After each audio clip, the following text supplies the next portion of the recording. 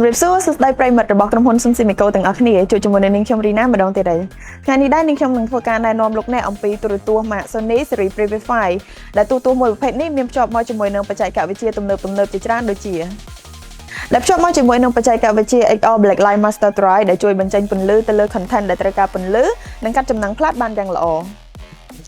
ហើយទូរទស្សន៍មួយប្រភេទនេះក៏មានភ្ជាប់មកជាមួយនឹងបច្ចេកវិទ្យា XR Processor ដែលជា chip ចុងក្រោយរបស់ Sony ដែលជួយបង្ហាញនៅ subject ឲ្យកាន់តែផុសល្អធ្វើឲ្យរូបភាពរបស់លោកអ្នកកាន់តែច្បាស់រដ្ឋពិសេសជាមួយនឹងបច្ចេកវិទ្យា Acoustic Multi Audio ដែលបញ្ចេញសំឡេងពីគ្រប់ជ្រុងទាំងអស់នៃទូរទស្សន៍ធ្វើឲ្យលោកអ្នកទទួលអារម្មណ៍ដូចស្ថិតនៅក្នុងរោងកុនពិតៗយ៉ាងចឹង